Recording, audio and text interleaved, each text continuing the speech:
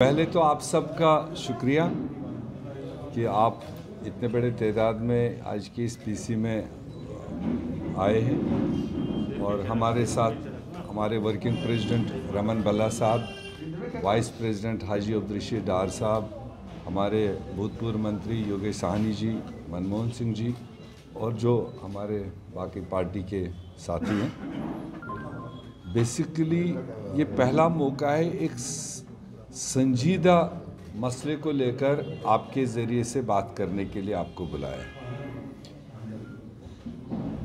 आप जानते हैं कि 2014 से ही जो मरकज़ में सरकार बन के आई है और फिर जो उनके तौर तरीके देश को चलाने के रहे, उसमें अक्सर बेशतर कांग्रेस पार्टी ने वक्तन फवक्तन अपना एजिटेट भी किया और अपनी बात भी रखी, चाहे वो पार्लियामेंट के अंदर की बात रही या पार्लियामेंट के बाहर,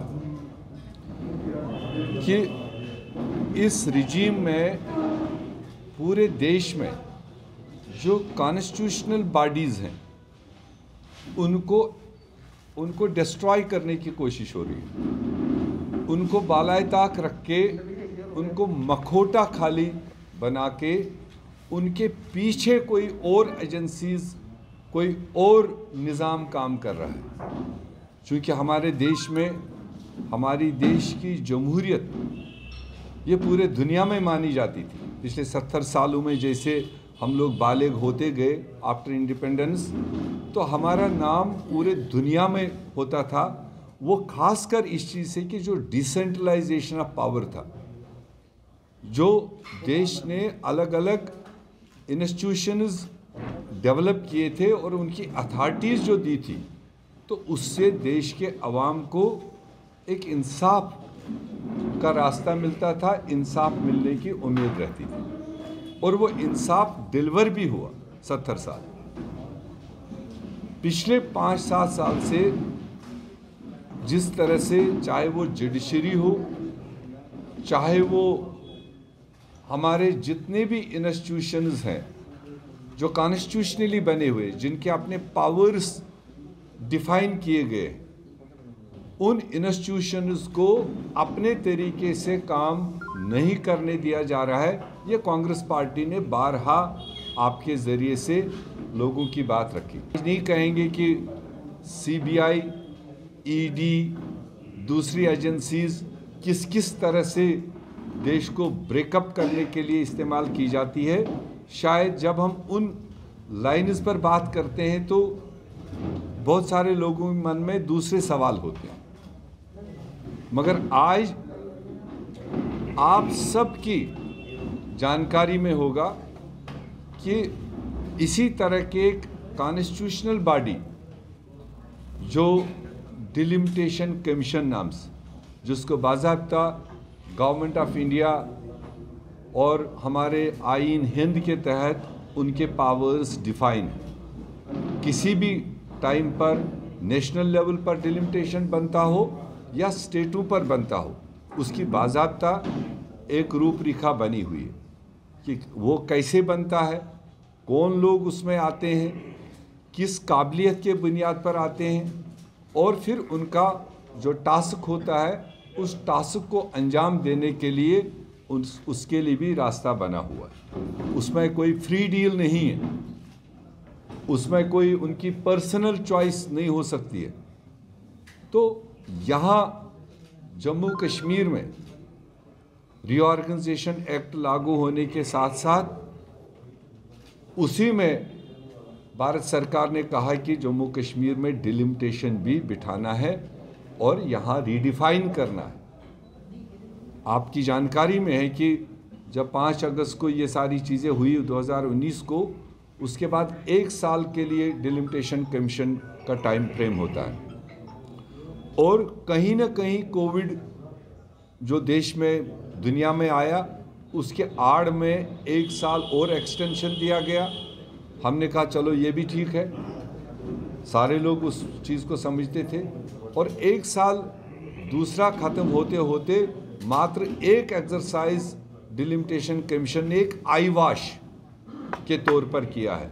जो आपने देखा प्राइम मिनिस्टर की ऑल पार्टी मीटिंग के बाद में उनका जो दौरा हुआ और सारे पॉलिटिकल पार्टीज़ को उनने इनवाइट किया और लोग गए भी, मगर उनके सामने कोई खाका नहीं था। वो भी एक ब्रेनस्टॉर्मिंग वाली, एंगेज करने वाली एक एक्सरसाइज थी। अच्छा रहता तब भी कि जब उनकी ड्राफ्टिंग बनती, जब उनका एक ड्राफ्ट तैयार हो जाता, उसको लेकर पॉलिटिकल पार्टीज़ को बिठा देते, वो अपनी राय देते, मगर उस वक्त उनके पास कुछ भी नहीं था। तो बातों बातों में वो बता दिया गया, सारी पार्टीज़ ने अपनी राय बता दी। और उसके बाद अभी हफ्ता 10 दिन पहले आपने देखा कि जिस तरह से डिलिमिटेशन का जो एक बना बनाया ड्राफ्ट है वो पब्लिक डोमेन में आया, मीडिया ने टेकअप किया, अवामी हलकों ने उस पर नज़र डाली, पॉलिटिकल पार्टीज़ ने अपनी नज़र डाली। तो आज 10 दिन 12 दिन गुजरने पर जम्मू कश्मीर के अंदर कोई एक व्यक्ति भी सामने नहीं आया जिसने इस ड्राफ्ट रिपोर्ट को वेलकम किया होगा। पहली बात तो ये, अगर कहीं कहीं पर जम्मू कश्मीर में बातें सुनाई दे रही है, वो रोने की आवाज़ें, वो चिल्लाने की आवाज़ें, वो सारी चीज़ आपके सामने। और जो ड्राफ्ट को अगर मैं पहली नज़र में देखूंगा, मैंने कई जगह कहा आपके मीडिया वालों के ज़रिए, पहले तो भाजपा ने स्टेट को ख़त्म करने का, जो जम्मू कश्मीर नाम था उसको पूरे दुनिया में जाना जाता था, वो एबॉलिश किया, यूटी बनाया, बाइफरकेट किया, वो सारी उसके हिस्से।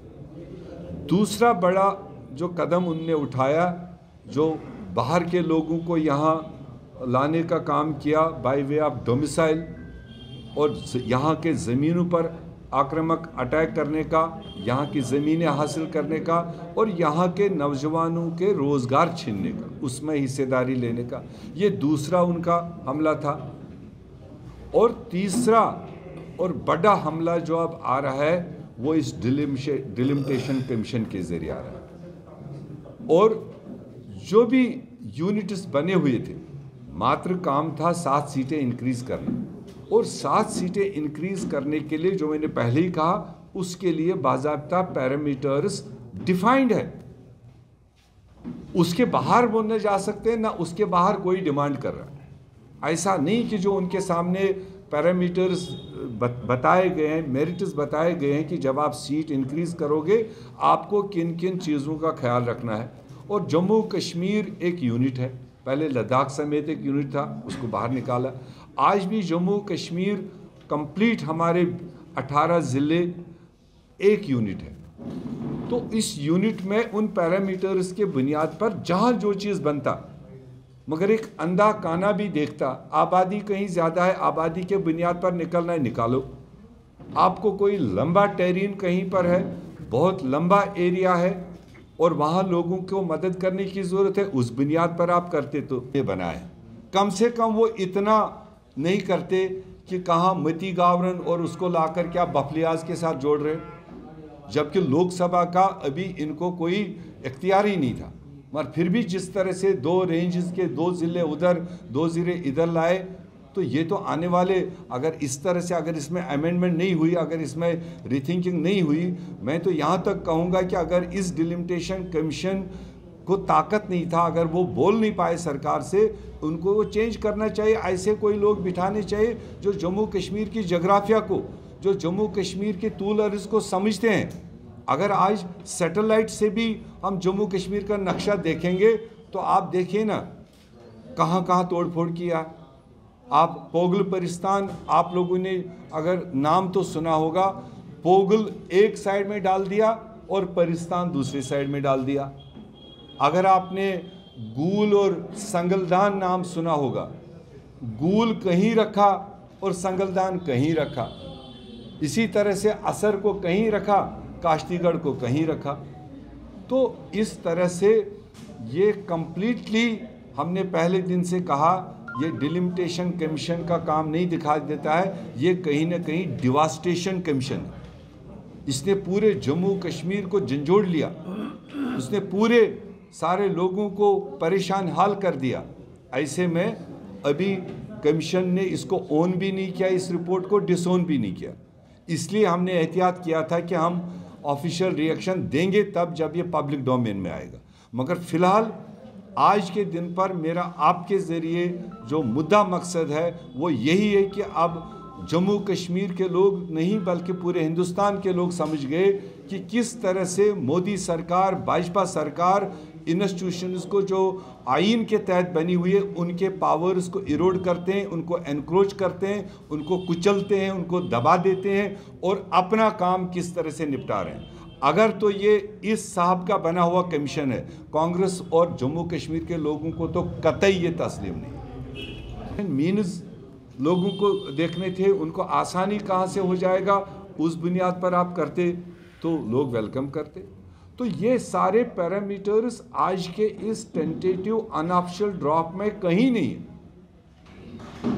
और अब सबसे बड़ी बात, जो हम कह रहे हैं कि इंस्टीट्यूशंस को इंडिपेंडेंटली काम नहीं करने दिया जा रहा है, उनको कहीं ना कहीं मतलब कॉर्डन करके चलाया जा रहा है। तो आज तक तो शायद आप भी समझते थे कांग्रेस अपोजिशन बराए अपोजिशन कहता है, आप लोग भी कोई लोग हमारी बात को यकीन नहीं करते थे, हमारे नेशनल लीडर्स के उठाए हुए सवालों को यकीन नहीं करते थे। मगर आज तो सारे प्रूफ सामने आ गए, आज तो उससे कोई नकार नहीं सकता है। जिस तरह से जो यहाँ हवाएं थी साल भर पहले भी, 6 महीने पहले भी, कि ये डिलिमिटेशन तो खाली एक बोर्ड है, जो डिलिमिटेशन में बैठे हुए लोग हैं उनके हाथ में कुछ नहीं है, ये गली कोचों में कहीं बनाया जा रहा है। ये पटवारी तहसीलदार के ऊपर जो रूलिंग पार्टी के लोग हैं वो उनको डिज़ाइन बनवा रहे हैं। तब तो हमें कह रहे थे कि मीर साहब, अरे कांग्रेस वालों आप वक्त से पहले ही क्यों बोल रहे हो, आप घबरा क्यों रहे हो।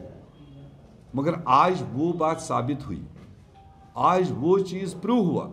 मैं आपके ज़रिए देश के प्रधानमंत्री जी को, जिसने ऑल पार्टी मीटिंग ली, ऑल पार्टी मीटिंग में जब उनको ये खदशात बताए गए, होम मिनिस्टर के सामने, सिक्योरिटी एडवाइज़र के सामने, जब हमने ये खदशात उनको बताया कि ऑलरेडी वहाँ मैपिंग कहीं और खेतों में बनाई जा रही है जिससे डिलिमिटेशन को कोई मतलब नहीं है, तो तब उन्होंने इस बात का एश्योर किया था कि आप इन चीज़ों पर मत जाइए, जो पैरामीटर से उनके मुताबिक होगा और कोई पॉलिटिकल इंटरवेंशन उसमें नहीं होगा।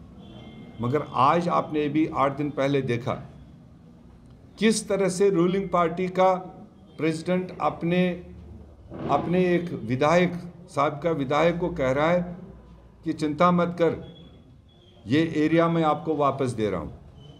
कौन सी अथॉरिटी के साथ उसने कहा कि ये एरिया मैं आपको वापस दे रहा हूँ, ये एरिया आपको वोट डालेगा, और वो सारा पब्लिक डोमेन में अगर आप कहोगे तो मैं एक बार उसको सुनाना भी चाहता हूँ, वरना फिर कई लोग ये भी सवाल उठाएंगे कि ये कैसे आप बोल रहे हैं।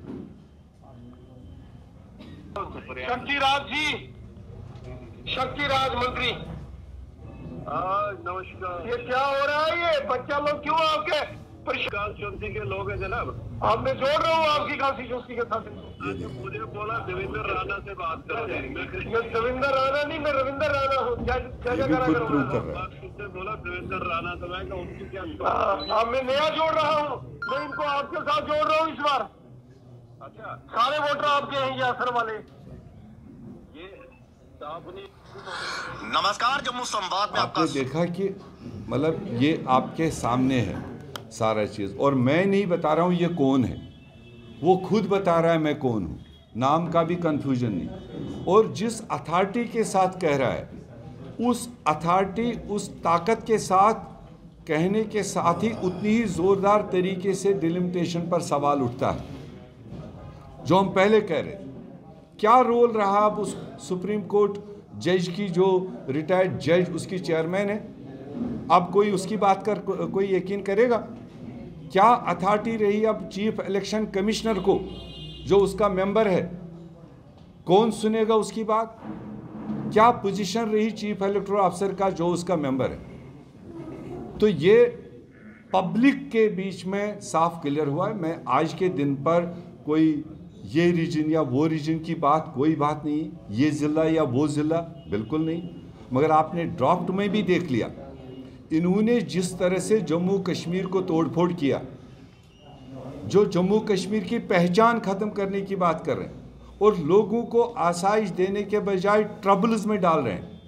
बहुत सारे एरियाज़ हैं जिनका नाम ही मिटा दिया।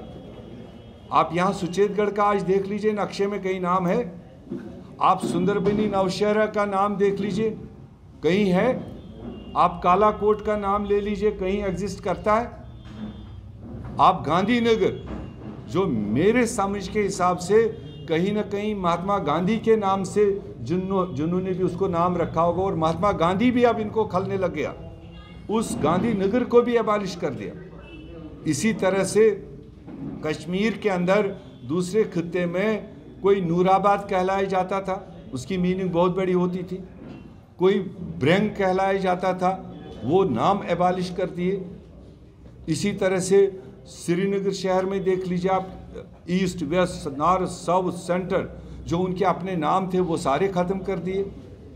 तो हमारा आज कहने का मोटा मकसद जो है कि ये डिलिमिटेशन का लीक रिपोर्ट जो हमारे सामने है, हमें किसी तरीके से ये नहीं लगता है कि ये डिलिमिटेशन कमीशन ने